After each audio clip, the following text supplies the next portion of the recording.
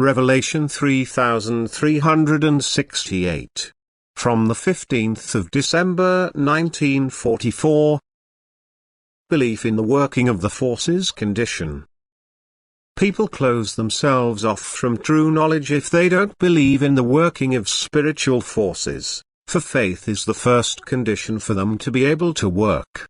If the human being is to attain realization, his thoughts must go in the right direction, since they can also take a different direction because the human being's will is free through God's will. The origin of the thought is always the spiritual kingdom. From the thought flows to the human being, it is received by his will and processed by his intellect or also rejected. And since good and evil forces are active in the spiritual kingdom, the mental streams will also be accordingly, thus they can be accepted or rejected according to the human being's will, for his will closes or opens itself to the influx of thoughts. Now, as soon as the human being believes and strives for good, he will also be open to the mental influences of the good spiritual forces, and these can now instruct him and also enlighten him about their own activity, about their strength and love, and if the human being thinks these enlightenments through intellectually, it is an acceptance of what is offered. He believes that the beings of light can and will be active in order to guide him to knowledge.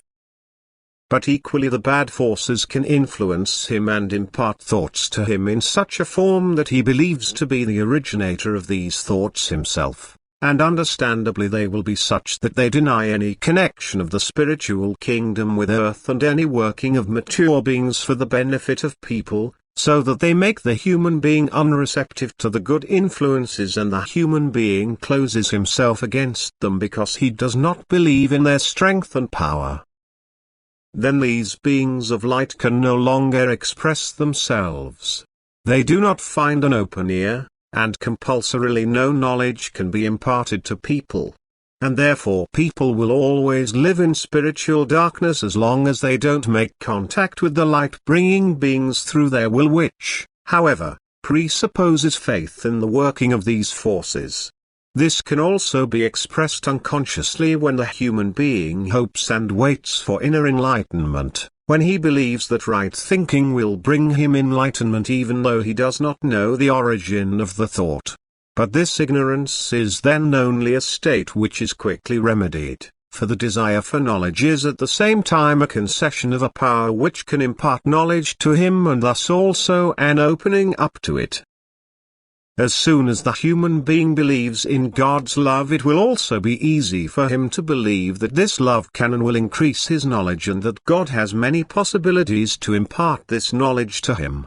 Then the thought that his messengers and servants in the spiritual kingdom are the intermediate bearers of pure truth and that God also finds the possibility to convey this truth to earth in a direct way will not be unacceptable to him either.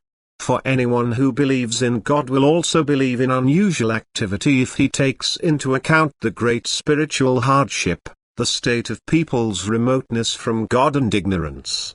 He will believe that God uses spiritual forces which take care of those on his behalf who are of good will and call upon him for help.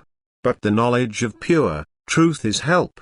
The state of realization is also a state of strength at the same time, for the right realization gives strength and makes happy. But if the human being does not believe in the possibility of a transmission of strength through spiritual beings, he is completely exposed to the onslaught of other thoughts which he indeed considers his own thought activity but which also have spiritual origin, only increasing his spiritual darkness. Then he will not be taught truthfully but be forced into increasingly wrong thinking, and then he will no longer be able to find his way until he finally denies everything and also no longer wants to acknowledge God and his working. He is blind in spirit and cannot be helped, for since he does not believe, he does not turn to God or the good forces for help either, and thus he closes his heart to every good influence. For a force has to be acknowledged or it cannot become effective according to God's will, who also gave the human being a free will to open or close himself to the influx of strength.